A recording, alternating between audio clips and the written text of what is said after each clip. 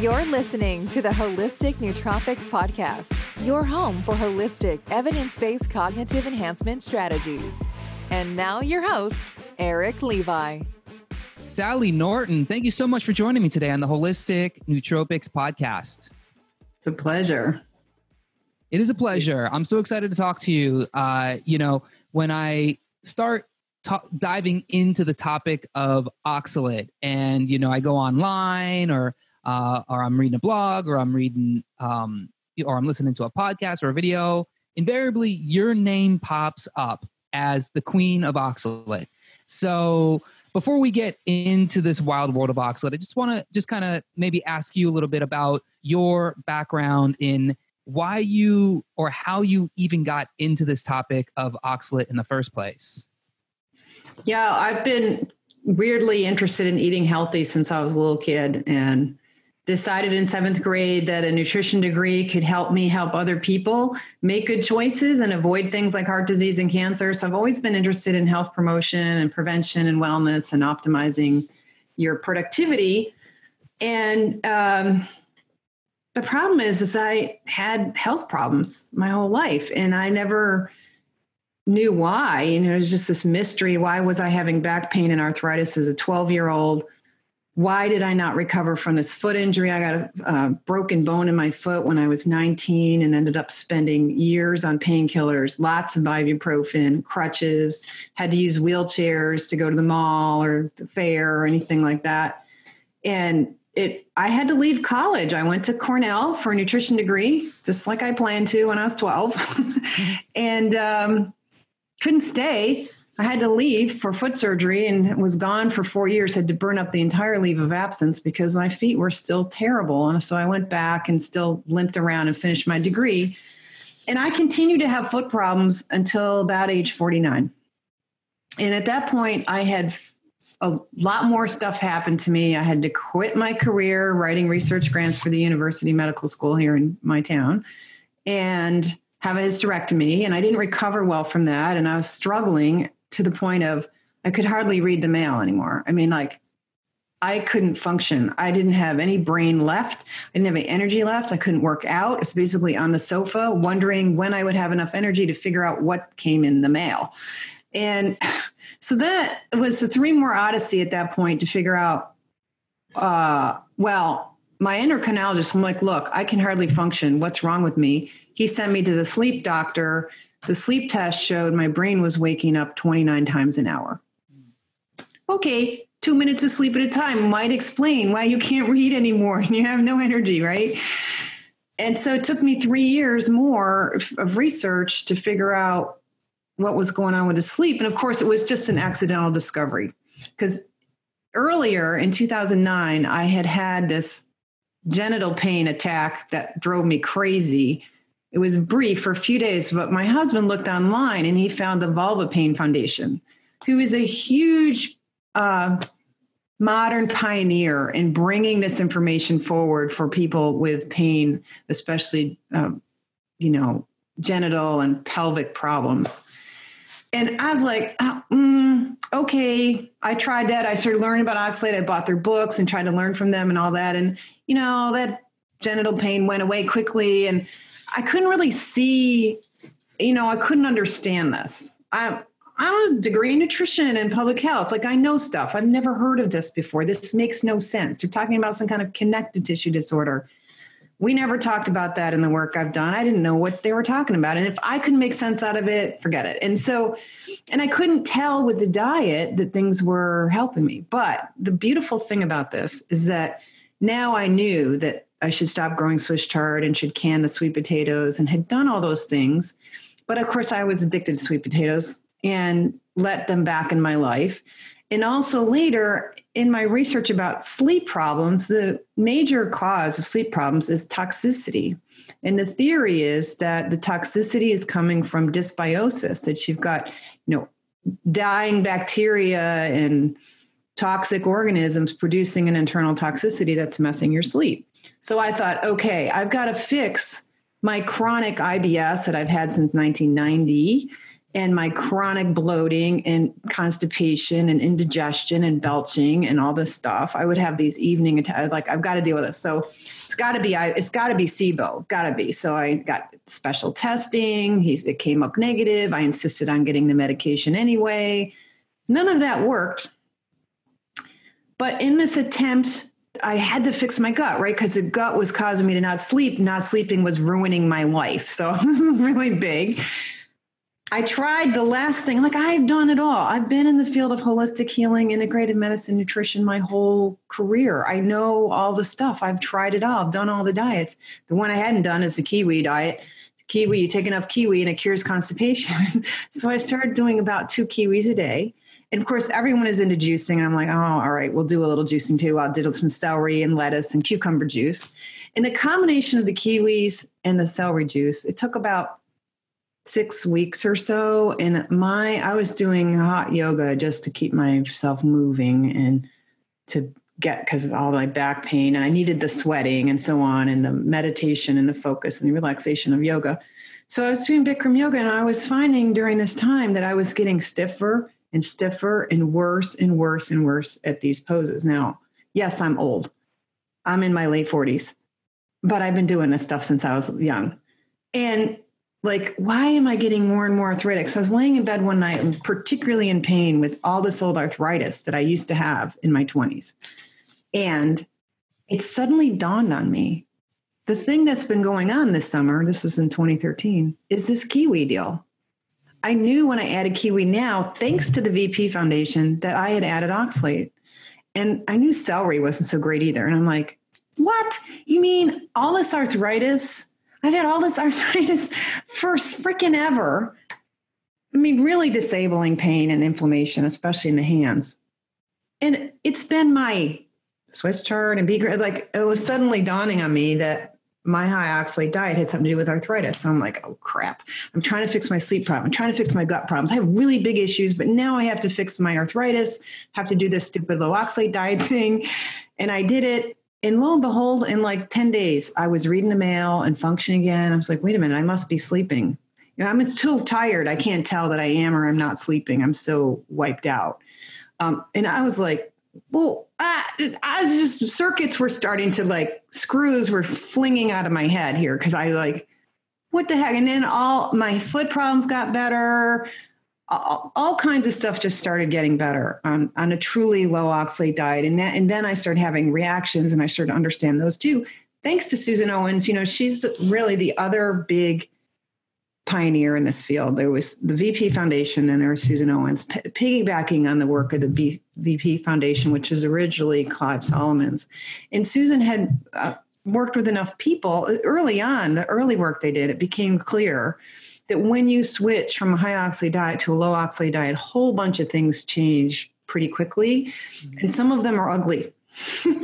And she recognized that this bioaccumulation of oxalate requires a release of oxalate, and the body's naturally going to do that. And it can do it in such an aggressive way if you've really allowed accumulation to carry on for a long time with a heavy oxalate diet, that can be a problem and can create more symptoms as well. So at that point, I was aware of her work. And so the symptoms and side effects of being low oxalate made sense too. Like now I could make sense out of it. The combination of recognizing oxalate in the first place, knowing where it was in the food, and then recognizing that it's a bioaccumulation disorder, that it's a deposition disorder in your tissues that creates long-term toxicity syndrome, and that just switching to low oxalate diet is just the beginning of a journey of recovery. And when you were starting to do these different things like the kiwis and the juicing, you were adding in more sweet potatoes, were you strictly vegetarian or plant-based, or were you kind of omnivore? No, I had been 20 years omnivore, but prior to that, I had spent 8 years vegan, and prior to that, 8 years vegetarian. So I had a 16-year history of vegetarianism, half of it vegan, and then a 20-year history of a mixed diet, thanks to really the work of Sally Fallon and the Weston Price Foundation, who teaches you bone broth and gets you comfortable with fat and meat again, and gets you even experimenting with raw meat and doing, raw milk and all of that. So I had restored meat in the diet, but without awareness of oxalate. What happened with me is that when I left the vegetarian thing, I did it because I had suddenly recognized that my system was now reacting very badly to wheat and grains and very badly to legumes. So I had to cut out all legumes and grains. And so I switched to sweet potatoes. Mm-hmm. So I'm doing a lot of chicken and just some burgers and, turkey and all that stuff because I'm not a vegetarian anymore.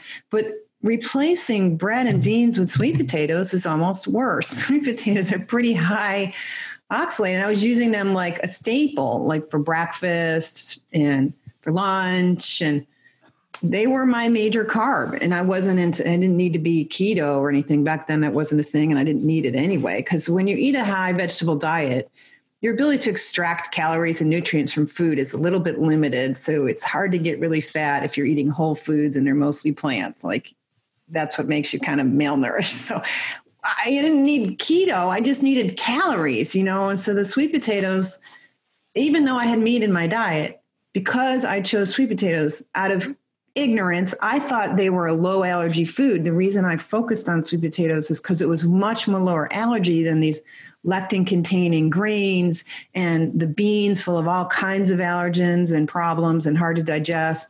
So to me, I was on this specialized low allergy diet by using sweet potatoes. Well, stupid me.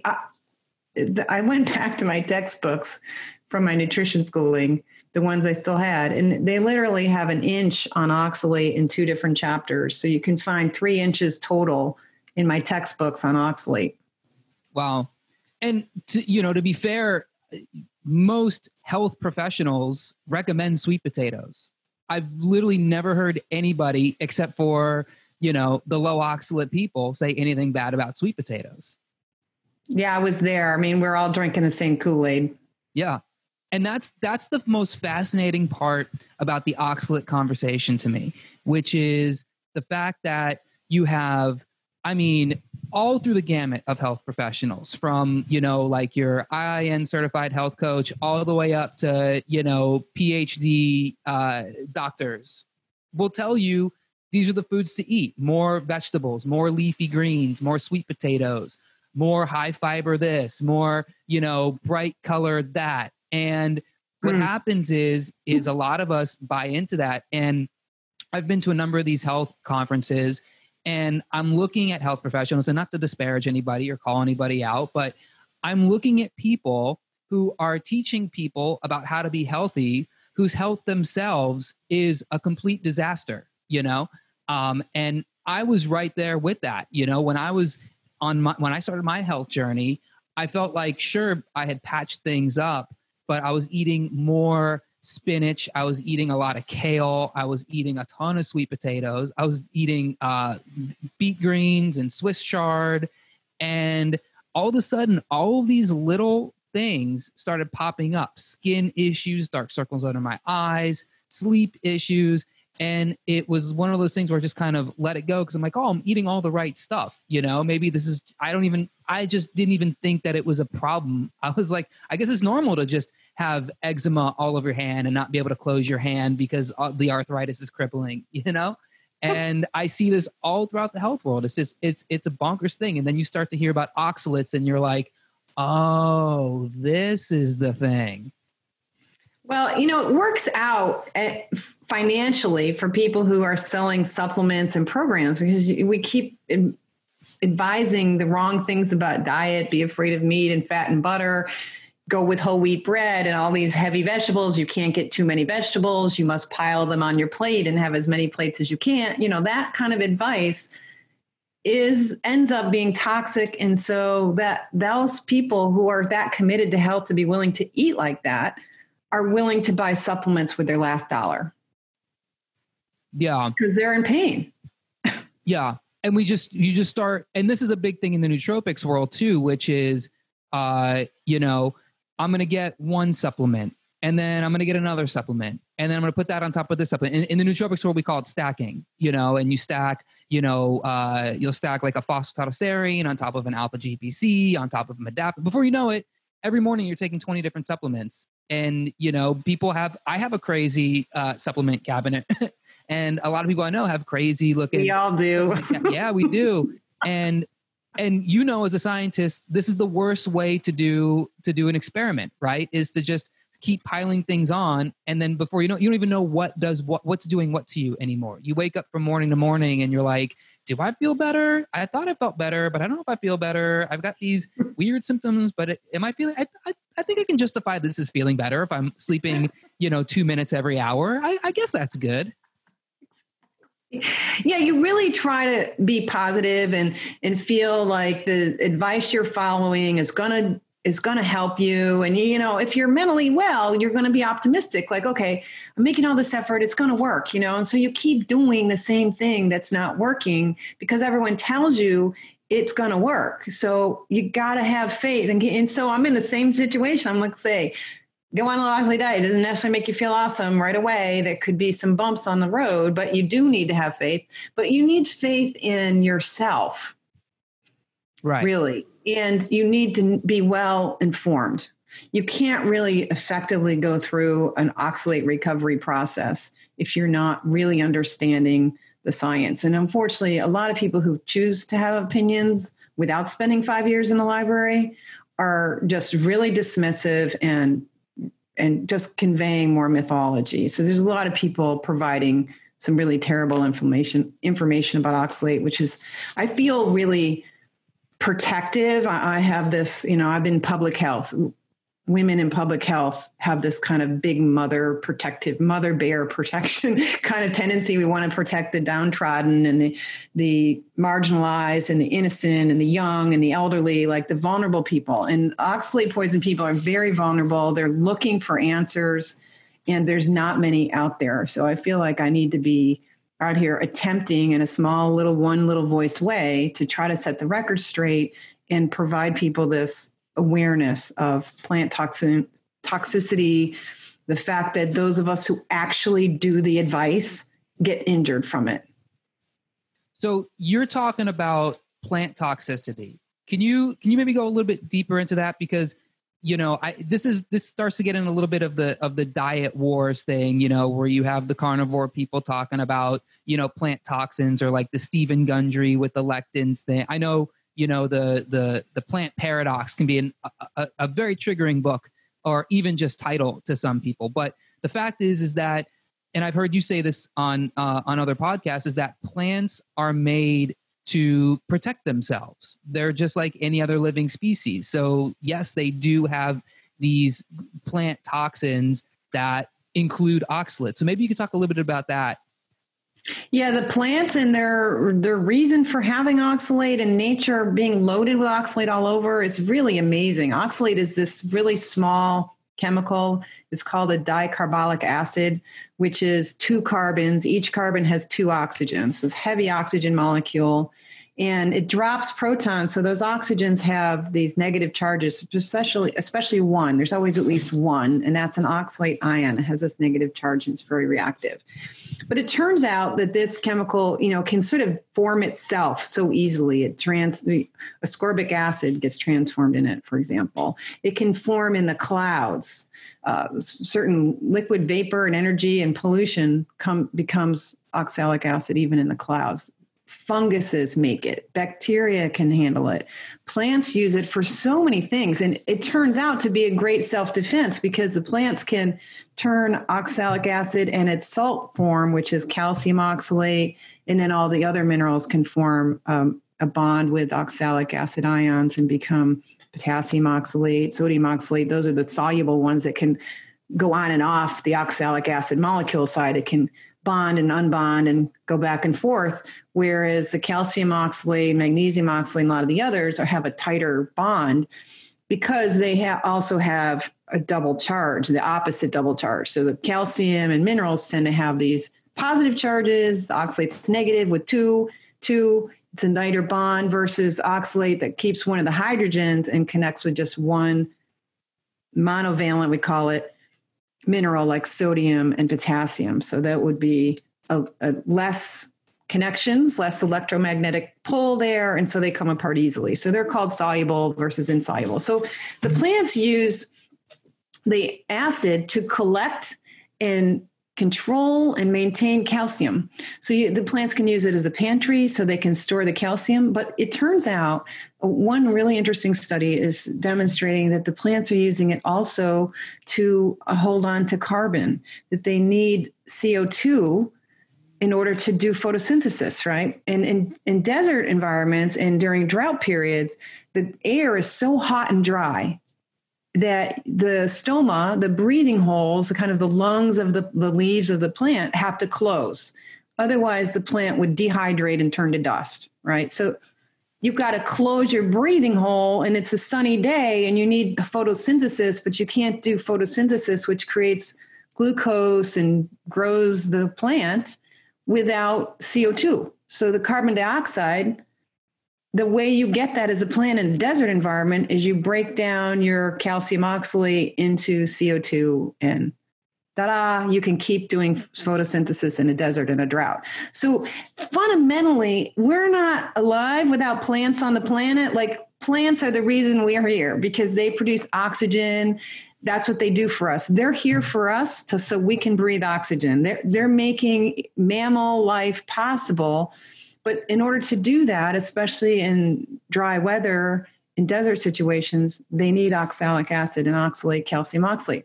But they also are sedentary beings in that they're stuck in the ground in one place, and funguses sit on their leaves. Well, the oxalic acid can be turned into peroxide and we can fight off funguses. Insects come along and try to eat your leaves. Well, we've turned calcium oxalate into these incredible crystals, which injure the insects and teach them to go away. And that's really amazing. They've done interesting studies, even though botany isn't that well funded. They've managed to study at least some of this and how that all works. So the self-defense with oxalate is really interesting. It happens to be a very handy chelator of metals, and human beings have been using that chelation effect of the oxalate in order to use it as a cleaner. We've been using it in industry for bleaching fabrics and leathers and cleaning all kinds of things since the late 1700s.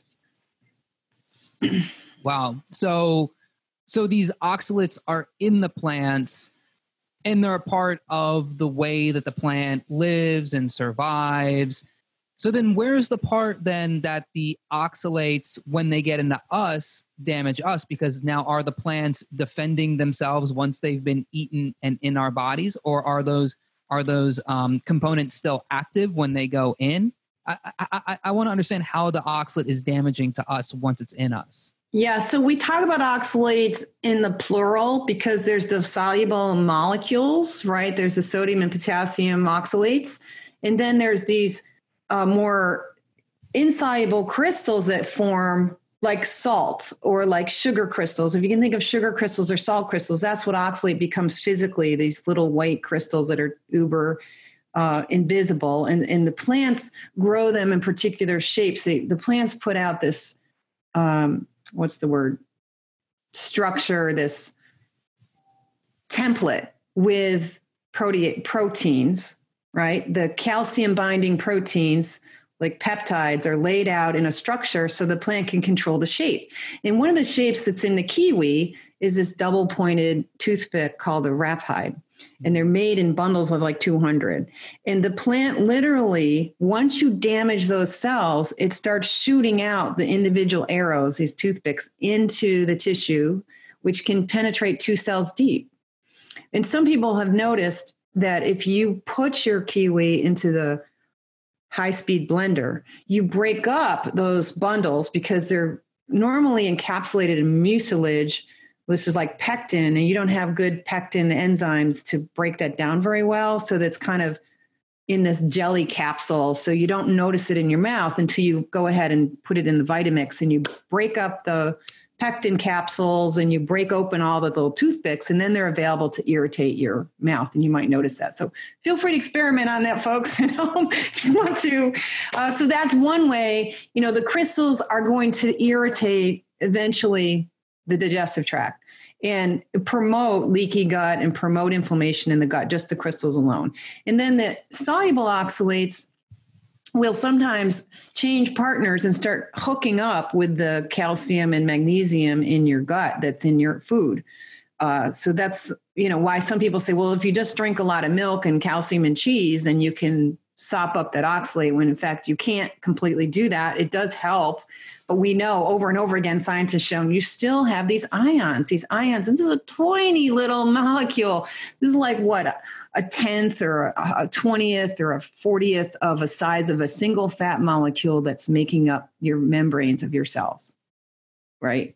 We're talking like being able to slip through any kind of gaps or problems in the membranes. And we have membrane problems. That's why we have brain problems and mental health problems, because we've been eating the wrong fat so long. So much canola oil and margarine and garbage has destroyed the brain, the lack of cholesterol, the lack of choline. We are making stupider and stupider people because we don't want to eat eggs and we don't want to eat meat.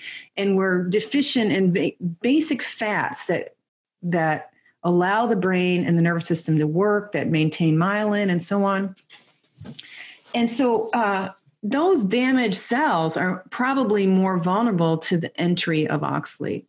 And oxalate probably in the gut is kind of following calcium as the body allows calcium in, and the body is selective about whether it needs calcium or not.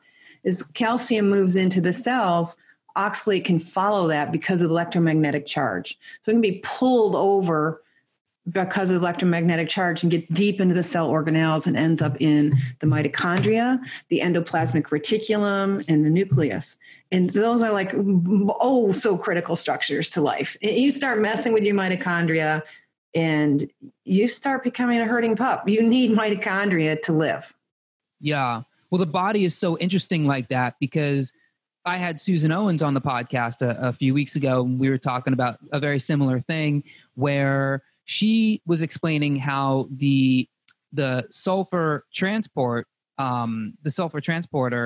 is what actually brings the oxalate into the cell. And it almost seems to me, and granted, I hope I don't butcher this, but it almost seems to me that when you flood the body with oxalate from oxalate-rich foods, this transporter almost has no choice. It's like, oh my God, there's all of this oxalate in the blood or, in these different parts of the body. I have to prioritize this because it can fit on that transporter. We've got enough sulfur here. What we got to do is we got to get the oxalate into the cell. And then that's when it goes and starts damaging the mitochondria and you get this oxidative stress. Yeah, these transporters are these big proteins that live in the membrane structures, right? So the cells have all kinds of proteins sitting around. It's these proteins and enzymes are doing cool things. So the transporter is basically a revolving door, and it's a switcher. It's an exchange process. So you've got to have one on one side of the membrane, one on the other. And it maybe just because the body's trying to move something out, it needs something in order to move the door. So it'll start whatever's there that will help the door move. If it's in the business of moving ions, oxalate gets caught up in that. We know this. It's just kind of lost on people. The meaning and the significance of this is profound, because we've known for a long time that the oxalate level in saliva is 4 times higher than the blood level. And that's because this transporter also moves bicarbonate and iodine and other things. So bicarbonate is needed in your saliva because your saliva is alkaline. That's why your teeth don't rot, because you're constantly putting out bicarbonate into your saliva. Well, you're also constantly putting out oxalate. So if you have a heavy tartar situation in your teeth, that might be a sign that your transporters are moving a lot of oxalate. And of course, the teeth and facial area is a big area for oxalate accumulation because there's so much vascularization here, lots of delivery of blood all the time, so much calcium, which is a magnet. Oxalate tends to follow calcium around, and calcium is quite happy to hook up with oxalate. The two of them are all into it. They'll go for it. And so, the sinus area, the eyes, but especially the teeth and the mouth, people end up with toothaches and jaw pain, and maybe even this masseter issue where we get, like, I used to have a pretty kind of cranky masseter joint. Is much better now on the oxalate diet. But you can go through periods where now, when your body's trying to remove the oxalate that's been accumulating here, that you get those old pains again, and you think, oh my gosh, I got to have my teeth pulled or something. It's very intense because once these transporters or the passive diffusion and the movement of oxalate, the soluble forms into the body, once you've got this bioaccumulation happening, or just this exposure to oxalate, you get cell damage that encourages more deposition of oxalate. So the initial experience of oxalate for a cell can mean right away changes in that membrane structure. Molecules that are supposed to be on the inside of the molecule of the membrane. The membrane is a 2-layer structure. So these fatty tails are in the middle, and then these polar ends, these heads they call them on these glycerol molecules. We've got 2 fatty ends in each molecule.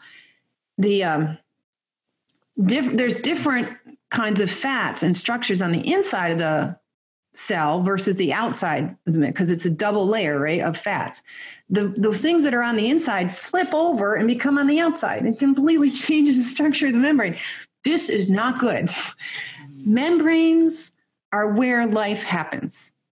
Membranes create energy. Membranes make decisions. Membranes encapsulate every piece of machinery of life. The functions of life are occurring on membranes, and the structure of those fats, the right fats in the right place, matter a lot to whether those transporters are even working properly, and whether the fats are lined up properly so that whole lipid barrier that the membrane's forming is working well. And if you got the wrong shaped fats, you might have loosey membranes, and to make it even easier for oxalate to enter cells.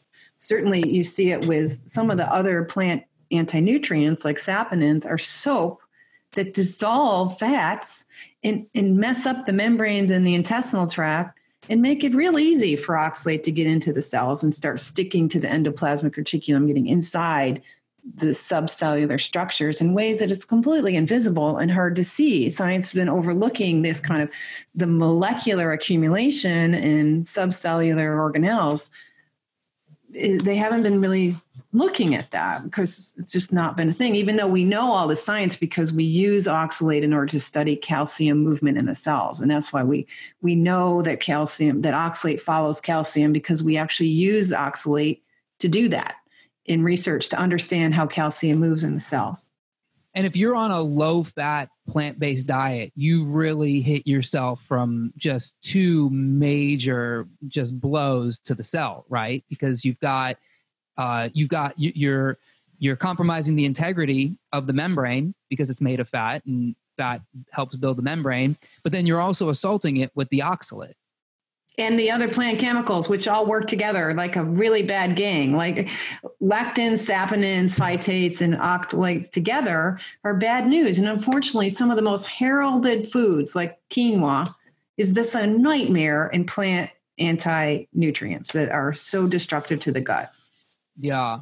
So I want to ask you about the oxalates mineral binding capabilities, because you're talking a lot about, how it works with calcium, but I'm curious how it works with magnesium, because I know, magnesium and calcium essentially antagonize each other. And, I've read the Magnesium Miracle by Carolyn Dean, one of my favorite books. And she talks all about, getting a lot of magnesium because, the problem is a lot of people are taking so much calcium. And for a long time I was like, okay, well, I gotta not take calcium supplements. I gotta double down on the magnesium. But then when you also have a high oxalate diet, now you're losing the calcium that you're not getting a lot of in the first place, and you're doubling down on magnesium. So how does oxalate play with magnesium, maybe even the other minerals like phosphorus or even different vitamins? Well, the sad thing is that the research has been so focused on kidney stones and so focused on calcium oxalate that there isn't a lot there, except there is. And the big one that's there most universally is the loss of enzyme functions.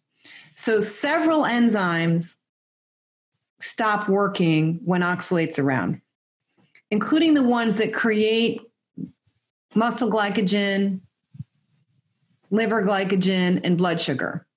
The enzymes that do that require magnesium, and they can get broken with chronic oxalate. And they think it's because of the binding to the magnesium. So the magnesium that's hanging out in the cell has been ruined by becoming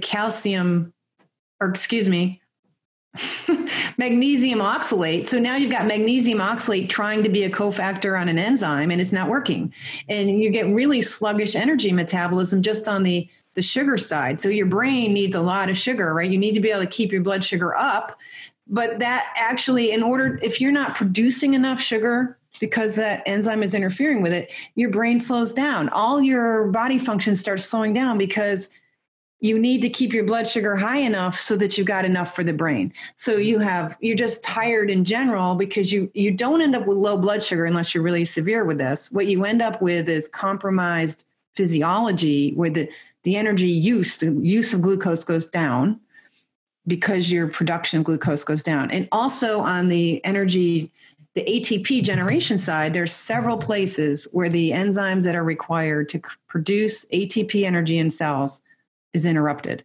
So just that one thing, this chelation of minerals seems to be making havoc out of your energy metabolism because the enzymes aren't working well. So that's so interesting. Big fatigue problem. Your brain uses half of the oxygen you use, right, that you breathe is used by the brain because it's a very high energy tissue. And so is the myelin, the glial cells and so on that make up myelin are very biologically active. They used to think of it as just butter, spread on the nerves to insulate it. But it's actually very much an active and interacting with the immune system kind of material that requires a lot of energy. And they have to produce their own ATP. But if you've got damaged mitochondria, you've got inflammation, you've got less mitochondria working well, and you end up with sluggish energy metabolism. You end up with slowing down. You end up with depression. Of course, the big story with this is that you end up with chronic inflammatory conditions, right? Because your mitochondria are damaged, your cells have been damaged. So the immune system has to come in to address the damage and also address the fact that these crystals are hanging around. Like these crystals aren't supposed to be here. The immune system helps to manage all that and helps to eliminate those crystals. So as long as there's crystals developing in your body, you're going to have a turned on immune system. That's a big problem because that's really the basis for depression and brain fog and all this stuff, this chronic inflammation. The other thing you get is inflammation in the vascular system. You've got your body absorbs oxalate into the bloodstream. It immediately damages the mitochondria in the cells of the bloodstream, but it's also annoying the cells of the vessels themselves. So everything's got a lining, this epithelial lining in the vascular system is struggling with constant exposure to oxalate. And you get down into the microcirculation of the small capillary beds where it's just like one cell width.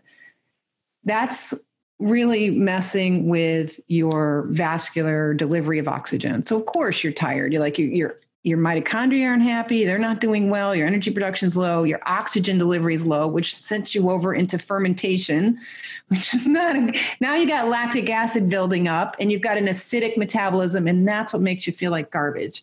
You start building up acid in your tissues. And that's really when you're like, oh, I do not feel good. Yeah. Wow. There's so much you just said right there that it's so interesting because, I think a lot of people who start going down this low oxalate road, and I'm guilty of this too, put a lot of the onus on a very heavy plant-based diet, right? Maybe not vegan or vegetarian, but a lot of plants. But, what you also said there can also be applied to the other diets like paleo or keto, where you are relying on the conversion of glycogen to power your body, to power your brain, because you're not getting so many carbohydrates. But if your paleo diet, like this was my problem, was I thought I was doing this great paleo diet and I was eating a ton of okra and sweet potatoes and spinach and kale and all the things you're not supposed to eat on a low ox diet. And, I got a hair test done and all of my hair minerals were low, and I was taking I don't remember, like close to 1,000 milligrams of magnesium. And my magnesium was like low. And I was like, what is going on here? And why do I still have brain fog? And what is all this about?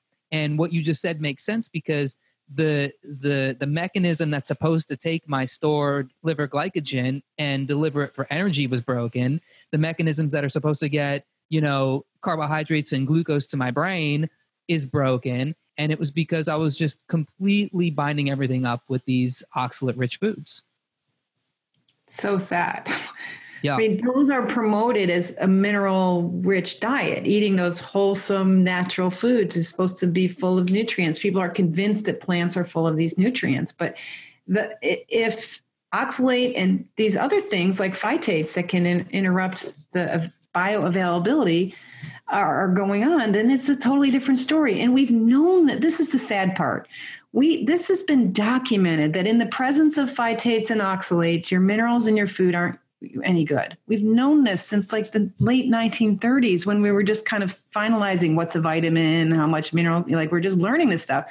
But it was obvious from the beginning. Why has this dropped off of basic education in health and medicine and nutrition? Why isn't this common knowledge? It's a crime that it's not common knowledge. Yeah. What's funny is me and Susan got into this discussion about Popeye. And she actually sent me a study that was done, I think it was 1939. And maybe you have this on your website. By the way, check out Sally's website. It's such an amazing resource for science and studies. I could lose my day on your website, but she sent me this study about these rats, and they were feeding them high spinach. I think Komen's rats, probably the Komen study. I thought it was 1933, but don't trust something my like that. I he could be wrong. He was actually working for Campbell Soup Company. They wanted to be able to convince people they didn't need their own home canned foods, but they could buy our canned foods and it would be just as nutritious and fine. And this would be okay food. They actually cared about the nutrition back then.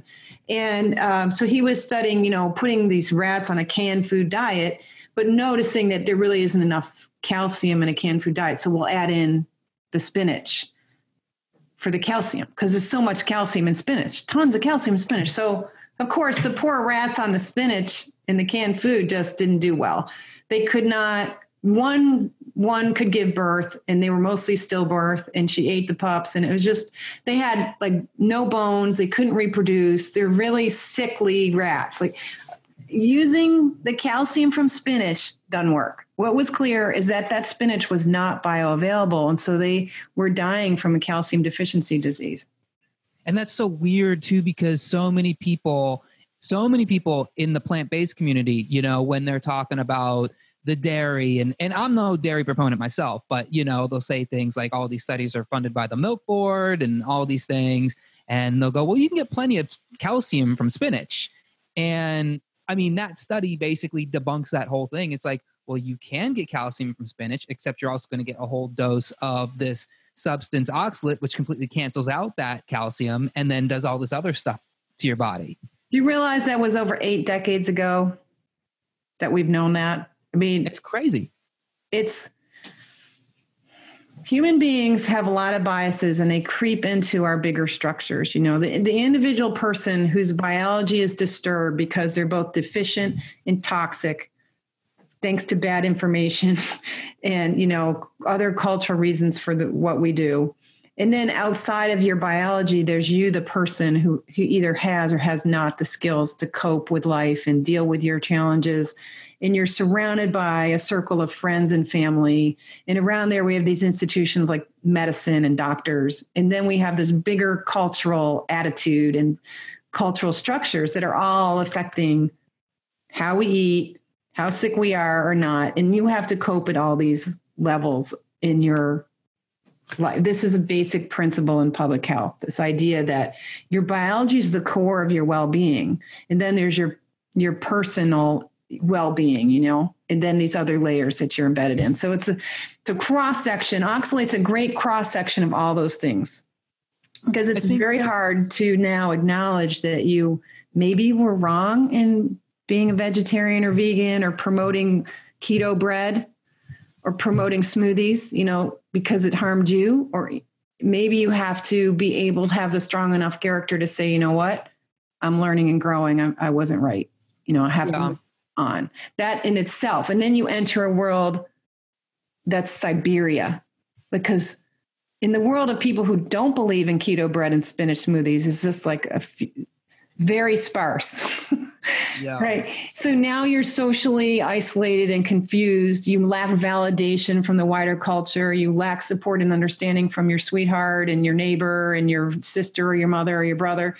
And, then there's all these toxic people who are saying really mean things, or, you have to learn your boundaries. There's all kinds of things that I'm just mentioning all this stuff because it's part of the mental health challenge of really getting straight and getting healthy again. You have to be willing to be loyal to yourself and your own reality and understand this enough, work with this enough to develop that self-confidence and validate yourself. And I find, I tell all my folks who follow me, this is a great spiritual journey to be on, because you will find through your direct experience, you will find the real truth about what's really good to eat and what isn't. You'll be able to figure this out, and you don't need any validation from anybody, certainly not from any smoothie pushing person. You've made these mistakes. The problem is those of us who've made these mistakes would like to prevent others from doing this. We don't want you to suffer for decades on end and have back pain and have joint problems and have brain fog. We would love it if you just learned from us and watched us ruin our lives instead. Yeah. I think once you realize that it's a journey and it just never ends, it's like you think you did the right thing, and you felt it at first when you went from skim milk to almond milk, and you go, okay, this is better for me. And then you're like, but things have not gotten better. They've not gotten worse. It's just the bad things have transitioned into different bad things. And, it's when you realize that it's like, even when you think you have it figured out, it's like there's always something else to be learned here. And you're always just constantly making tweaks. And I've always thought too, with the whole diet thing, this is my problem with, being so dogmatic about one diet, which is the earth moves in seasons. Why wouldn't the body move in seasons? Maybe you do have a couple months where you're plant-based, but then maybe you follow that up with a couple months where you go more heavy on the animals, or your own biochemistry will guide you in that right way. And it's just not as easy as saying, well, you just got to load up on leafy greens because everyone knows green is good. So just eat as many of those greens as you can. You'll be fine. Don't drink skim milk or full fat milk or butter. Drink almond milk or oat milk. Please never drink oat milk, but we won't judge you too hard. But I think it's this like kind of herd mindset that people have, where it's like you want to feel like you're in a community, you want to feel supported, and the sad thing is you just don't trust your own instincts. Yeah, it's that's why I like Oxalate, because I think it helps us break up and acknowledge that we wanted to belong to something. And I, for one, have never been a card carrying anything in health and nutrition other than my vegetarian years. I was very into it and teaching people it and, proselytizing and trying to, spread the good news. But once I got out of that, I was like, okay, I couldn't have been more wrong. That didn't work. I'm sick as a dog, and I still don't know what's going on. And so that, it's really nice to hang out in academia and write research grants and be in the questioning space and think you have a theory and wonder about it and get funded to do stuff about it and stay busy and go to work. And being out here in a space of telling people what to eat is risky because it's really, most of us are wrong. Yeah. But I'm only here because I finally realized what is true. And what is true is that we're overselling the plants as saviors program. And it's those of us who are so innocent enough to do that, despite our degree in nutrition and public health, get in trouble. And really in trouble with our health. It's not small potatoes, especially if you're cooking your brain and you're losing your brain. You can't remember anything. You can't read. The nerves are fragile, and it's in the literature. You see it in the starfruit poisonings. You see it in the ethylene glycol turns into oxalate in the body. And in both of those cases, the emphasis is not so much the kidney damage, which is what we know oxalate for. It's the neurological problems. And not only the initial one where people suddenly fall over into coma or fall over and have a nap for 10 minutes and then revive themselves. And they get delayed problems later that include tinnitus and vertigo and hearing loss and facial palsy. Like really, you can lose your voice temporarily. You can lose your ability to speak. And then some of the long-term problems from them are in problems with attention, problems with organizing, memory, all this stuff that we're struggling with. Like, I can't organize my day. Some days I'm like flaky. You see this as an effect of oxalate poisoning with the star fruit poisonings. And they're more focused on that. On the studies that are worried about kidneys, they kind of ignore the brain function side. So you have to like go into areas that don't feel so biased about it's all about the kidney health, that are forgetting the kidney research really is just ignoring the whole body, even though the kidney is the exit route. There's a whole story before you get to the exit, how it got in, where it went in the meantime, whether it lingered around, whether it had effects. All that's just getting ignored by the bulk of the funding for oxalate, which is all about pretending we don't know what causes kidney stones.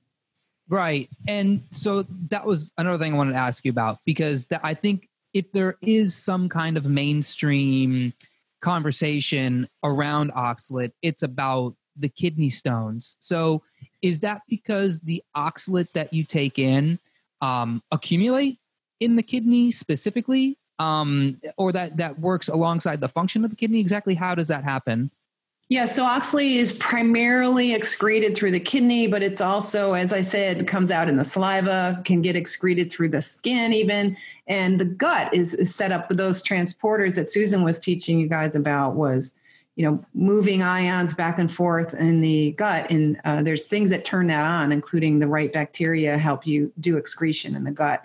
But the kidneys really have to deal with a lot of oxalate traffic. There's always a little bit of oxalate around because it's formed metabolically from vitamin C and glycine and hydroxyproline, these amino acids, some amount of that. And the amount that's formed may depend on your nutritional status and may depend on other factors that are affecting your epigenetic functioning, or even down deep into your genetics. If there's a lot of variability. And so that's part of the problem with this disorder of the sort of the oxalic acid syndrome disorder that we're really talking about here. It looks really different in different people. And that's because there's a whole different terrain going on in terms of your epigenetic functioning. And so some people, it's going to show up more in the kidneys. And that's principally people who are not producing enough of these anticoagulating proteins. So normally when there's a lot of oxalate around, healthy kidneys put out gobs of these different proteins, lots of them. And they make it hard for the individual little invisible crystals to stick together and then form a big clump. The stone is an agglomeration of these smaller nanocrystals that form a clump that clog a tubule or something. And then once you got clogged areas, it usually sets off pain. It becomes this kidney stone. It's that lack of flow. Once your kidneys, it's all about flow in the kidneys. Things stop flowing. That's when you get the symptoms. But before you get the symptoms, you have a problem of whether you're producing enough of these anticoagulants in the kidneys. So some people are prone to kidney stones, but a lot of us can pee out crystals all day because we're cranking out all these extra proteins to make sure that doesn't happen. The problem with that is that those proteins also can have negative effects in the body and probably promote fibromyalgia. So hence, in women who are very autoimmune sensitive, they have much stronger immune systems that are really, talk about angry bear. The women's immune system can reap up on its hind legs and get vicious and cause these chronic autoimmune conditions because it's constantly being stimulated by not only the crystals, but a kind of aberrant metabolism where you've got too many of the wrong proteins defending the kidneys. You need the kidneys. They're essential to life. They matter a lot. The body prioritizes heart function, kidney function, and so on. But so there's a real difference. Some people get kidney stones from a lot of oxalate, and people like me, cloudy urine full of little crystals, not chunks of crystals, not kidney stones. And for some people, I would imagine maybe women more, the oxalates accumulate in the thyroid. Yeah, I don't know that there's a gender thing on that. But women, I think, because the real answer is immune involvement. Like where the crystals end up, you get immune reactivity, immune engagement, because that's the only way to deal with these toxic crystals is to bring in the immune system. So you're constantly inviting the immune system in. And because women have stronger immune systems, they get more reactivity and more probably destruction of thyroid function.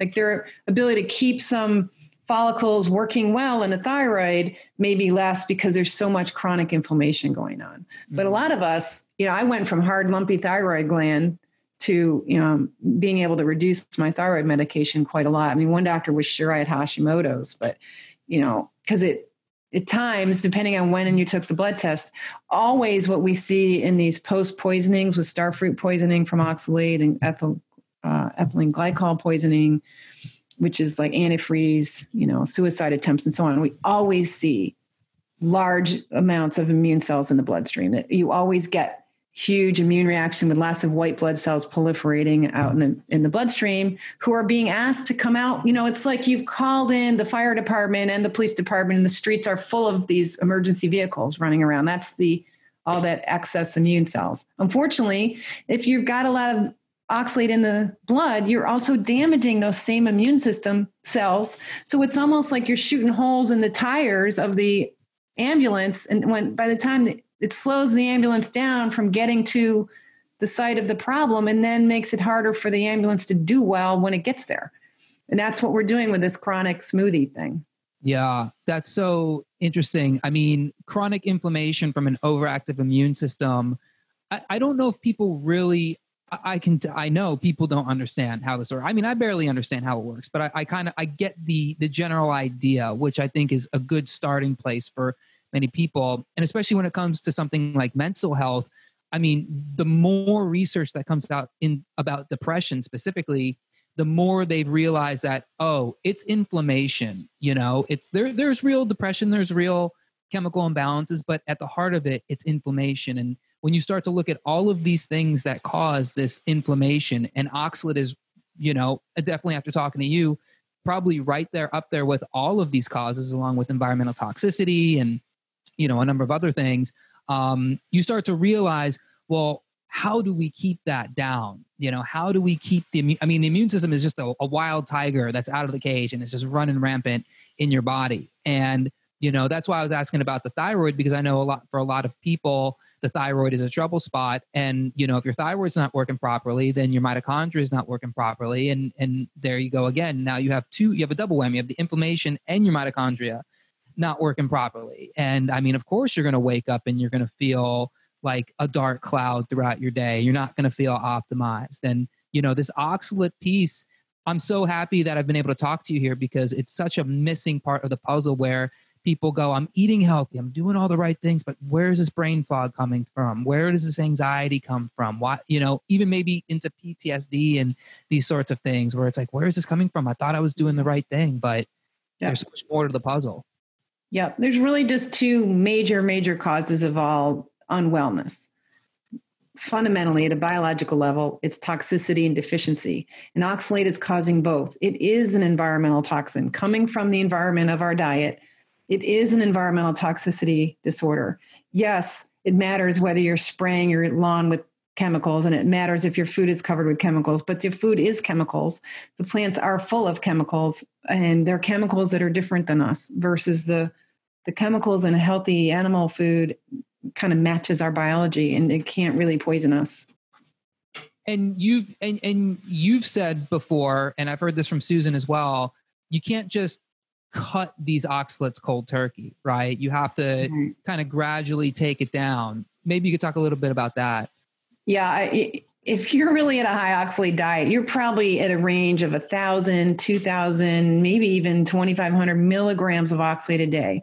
In oxalate land, that's humongous, because the researchers expect that you're eating about 100 or 150 milligrams a day, and you're eating 10, 20, 25 times that amount. You're eating a huge amount. So, okay, you're speeding down the highway of high oxalate diet, and you're going to suddenly stop on a dime and turn that around. It's like hitting a brick wall at 60 miles an hour.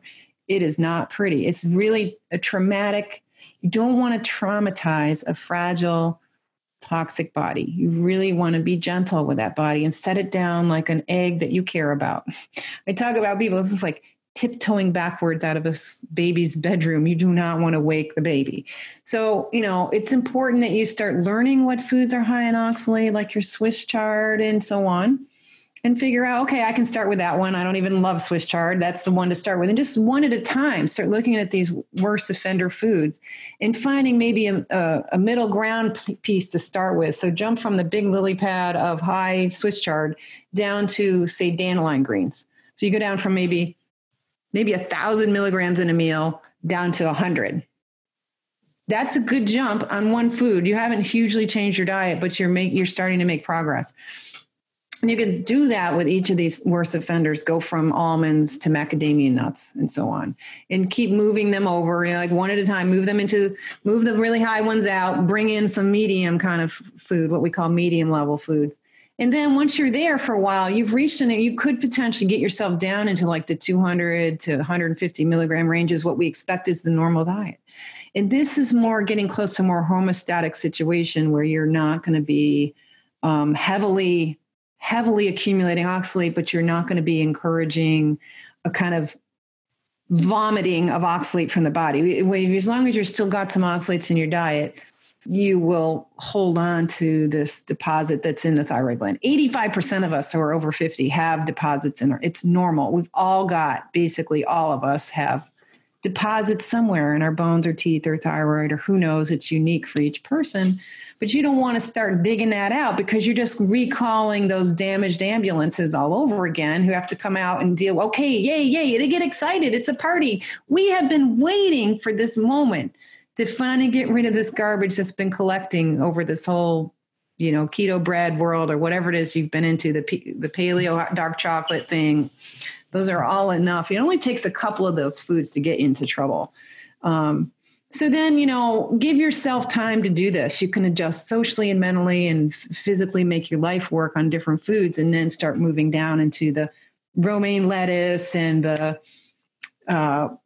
peaches, melons, pumpkin seeds, the really low foods, the turnips. Mustard greens are really low. So maybe you go from Swiss chard to dandelion for a while and then down to mustard greens. And then you still got your same diet. Basically, it's still green. There's so many leafy greens that are low in oxalate, but there is a lot of the low oxalate vegetables are from the brassica or the cabbage family, and they have rabenose and issues. They're hard to digest. You really must cook them well, and you must limit your portions. You cannot make a big pyramid of vegetables and eat all that cabbage stuff and feel good, because it's going to be tough on the gut. So you get your greens if you really love them, but you cannot necessarily count on mountains of them being a good idea either. Yeah. And good luck to you if you replace your spinach smoothie with mustard greens.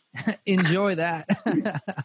Or even arugula, which is another mustard family green, but it's so bitter. It's just not going to happen. So then people are going to be pouring in bananas and sugar and almond milk and diluting it and trying to, don't eat food if it's awful. That's not mental health either. That's an eating disorder. Yeah. And that's a whole other. Last thing I want to ask you is, okay, so you're the type of person, you've listened to this, you've listened to Sally Norton, you go, okay, I got an oxalate problem. I got to change my ways. I got to do this detox. I got to change. I got to get on this low oxalate diet thing. You start gradually going down. But, you're a biohacker, you love the nootropics. You're like, I want that edge, I want that edge, baby. Are there any supplements or any things that you recommend taking while you're going down this road? Are you talking maybe like some extra calcium? Is there some kind of, what do you recommend? Yeah, there is a huge problem with your electrolytes. The oxalate has been causing your muscles and bones to leak potassium. You're in trouble with magnesium. You're in trouble with calcium. Calcium is the binder that helps, and magnesium too, as a second fiddle. It's like the understudy of calcium is always magnesium. And the two of them will help you bind and carry off oxalate and help you eliminate oxalate from the body. So they're very important. They can both help with pain. And, you have to adjust the amounts, but the VP Foundation's been doing this for 26 years. They like to see people taking at least 1,400 milligrams of calcium citrate, or I like to use calcium pyruvate because of the constipation problem. You get kind of like fibromyalgia of the colon. Some of us get really long-term problems with and the endometriosis and stuff that I had. I lost all of that because of oxalate probably. So those are really basic things. Those citrate supplements are just getting the minerals plus some amount of citrate if you tolerate either the supplements or lemon juice. Lemon juice is very alkalizing. Potassium citrate and potassium bicarb are very alkalizing and can help with that sort of lactoacidosis feeling. Because when your immune system does come back in to root out these crystals, it's like digging up roadways. They've got to dig out stuff and create some drama, and there's collateral damage, and it slows you down. And some of the slowdown is this production of lactic acid and just loss of minerals that I think also contributes to this sort of acidic metabolism. So the lemon juice can help with that. So lemons can be amazing medication. When you don't feel good, juice a lemon and do a lemon shot. Take the minerals, get decent thiamine. I like the salbutamine and the benfotiamine and the various fat-soluble thiamines. I like, a good quality supplement that contains the fat-soluble thiamines, the P5P form of B6, the proper form of folate, and get your B vitamins going too, because the oxalate is really those enzymes that you need to restore and really need those B vitamins. And oxalate has limited their functionality and destroyed them, used them up. Just in the process of dealing with oxalate, you use up those B vitamins. So those are all really helpful. There's a lot of ways you can customize supplements, and you can do quite a bit with them, but there are also problems with supplements. Vitamin C is a precursor to oxalate, meaning that a certain amount of vitamin C turns into oxalate in the body. And that's another, you think of it as a high oxalate food almost, even though it's not really oxalate when you put it in your mouth. Although I think some people have shown that this vitamin C sitting in the bottle can turn into oxalate in the bottle. So maybe some amount of your vitamin C pill actually has oxalate in it, because it's so easy to convert ascorbic acid into oxalate. Mm-hmm. So you would think that too is a high oxalate food. You want to taper down on vitamin C and get down to 250 or less.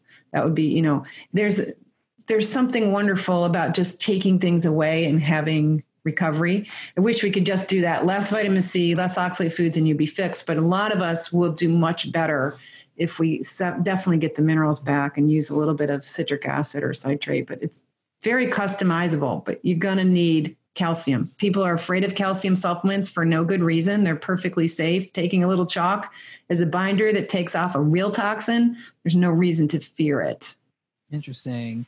And what about like a calcium deglucarate? Because I've heard a lot of great things about that with estrogen dominance specifically, but and it can bind to some things. How does that work with oxalate?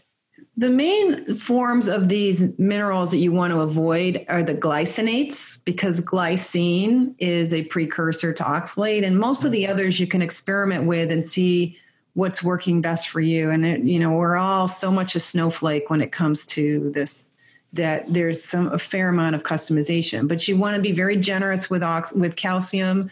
You can take it at bedtime. Both calcium and magnesium help calm the brain for good sleep.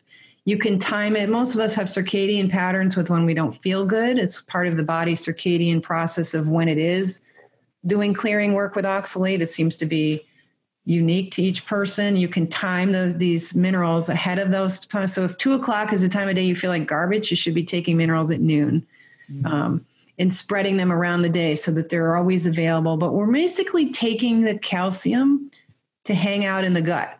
As it is, you only absorb 18 to 22% of the calcium on average anyway, and we're adding more. So there's plenty in the gut. So the gut excretion function works well, and it encourages safe elimination without making you more calcium deficient. I think every time the body goes in and has to move oxalate around, it loses minerals in the process. Interesting. And I've also heard biotin is good for oxalate removal as well. Yeah. The biotin, B6, and thiamine are really critical and helpful. You got to be careful with nutrients though, because they start making cells kind of like pop by themselves. They feel really like heroes, and they start doing work you don't really want them to do. Any of these minerals can give the cells what they need to do work that might be too much. So you want to be careful. Also, as you move down oxalate in food and you move up on some of these supplements, you want to do them both in a kind of deliberate way if you can, and just be aware that you're going to have to go up and down. Sometimes you come down on things like eat a little less, you have a little less supplements just to get your system to settle down. Think of it as petting the cat or something. Okay, let's just not aggravate the situation by keep pushing nutrients at it. And other times you just feel like garbage anyway. You just got to push the calcium, have more lemon juice, have more, but so biotin and all those are really helpful. Some people do really well and even use it in mega super like pharmaceutical doses, like skyrocket doses, and can tolerate it. And it sometimes helps with the gut dysbiosis and so on. But I wouldn't go there at the beginning. I would just go with a good, like I like the AOR B supplement, go with a decent full spectrum and try to see how you tolerate that. Because a lot of us don't tolerate supplements too well. And there's still reasons for that. The supplement industry is far from perfect, and our understanding of nutrients and how they work is still pretty elementary. So there's a lot so you listen to your body. Number one, listen to your body and see if it doesn't work for you, back off and try something else. You said AOR. What is that? Advanced Orthomolecular Research is a company. Okay. And I like their formulation because it's all absorbable forms and decent quality. It's the first B vitamin I've ever been able to take myself. And I only need one. They say take 3. Well, forget that. That's way too much for me. But getting enough thiamine and biotin and B6 really does help the energy production. It helps the connective tissue function. I can definitely see thiamine improving my skin and nails, and my hair is growing faster like it should have all my life and never did. So the low thiamine is a really common, just general problem, as is low potassium. People are afraid of potassium and really shouldn't be quite so paranoid about it because it is fundamentally almost a universal deficiency regardless. And then when you're high in oxalate, you're causing a lot of loss of potassium in muscle cells and bones and promoting osteoporosis and muscle performance problems. So anyway, it's too many details. I mean, it's hard to get into this with the kind of time we have available, but there's definitely a lot of room for some supports, but this is really simple stuff. Electrolytes, minerals, basic B vitamins, true essential nutrients. We're trying to promote tannins and polyphenols and these different chemicals we don't understand very well as if they're vitamins and essential, and they may not be. And I wouldn't be into like plant extracts and all this stuff because this hyperimmune body that's all stimulated immune stuff is prone to mistaking this as a problem. And you're much more prone to reactivities, sensitivities, and allergies, and can sort of during this clean out time when the immune system's going to stay up, the more stuff you take, the more likely it is that you're going to create more things to be allergic to. So I like it simple.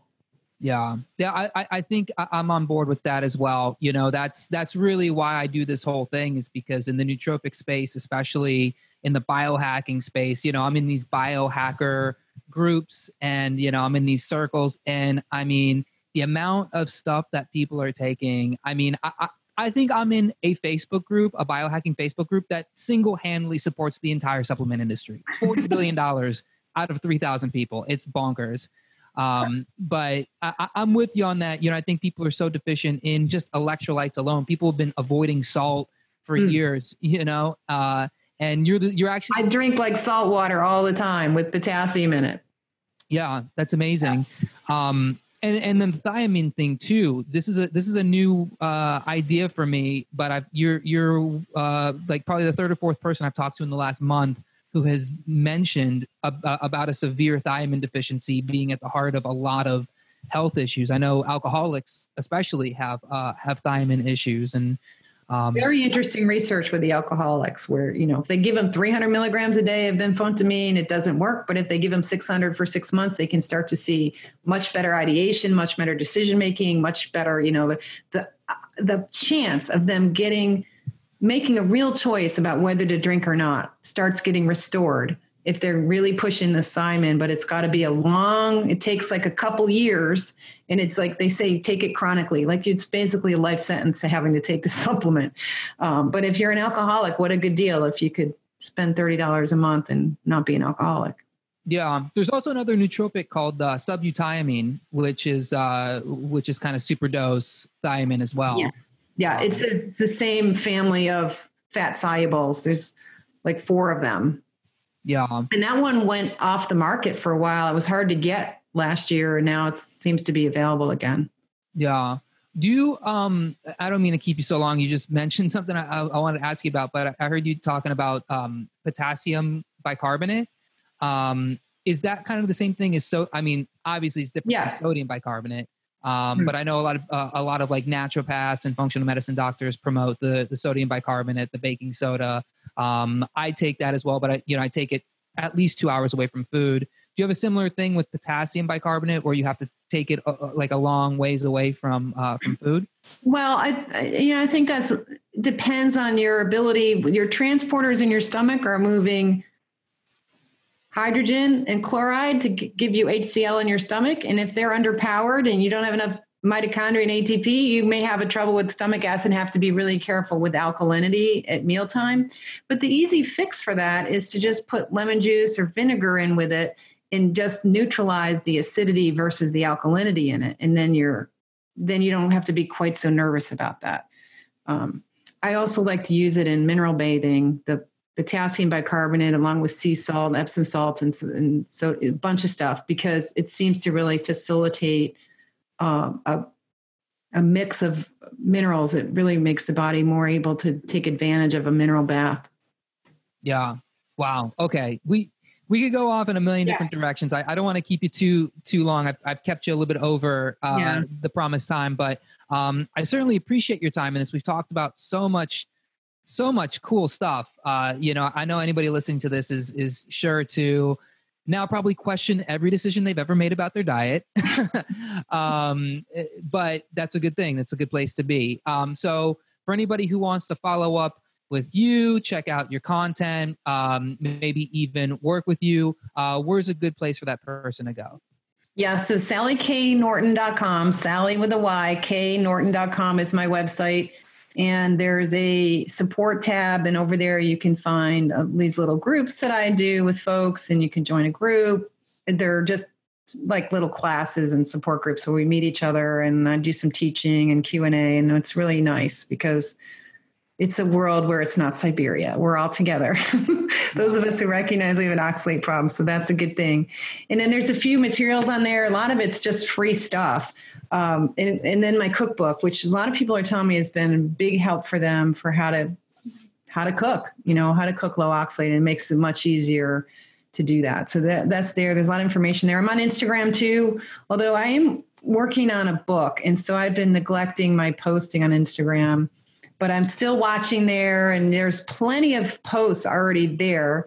You could spend a long time just looking through the old posts, and there's stuff on vitamin C and spinach and different things. And you may find that some of those are worthy of sharing with your friends as a way of start getting them interested in this topic. Yeah, I think the cookbook is going to be very helpful for a lot of people, especially because, every time you start hearing about a new diet, you're like, oh my God, where do I start? And then you've got the foods right there that are a good place to start. So Sally Norton, thank you so much for your time. I certainly appreciate it. Definitely listeners, viewers, go check out Sally's website, SallyKNorton.com. And for more on all things holistic nootropics, check out holisticnootropics.com. Thank you so much for watching and listening. We'll catch you on the next one. Peace. Thanks for listening. For more brain-boosting info, in-depth articles, and show notes, check out holisticnootropics.com.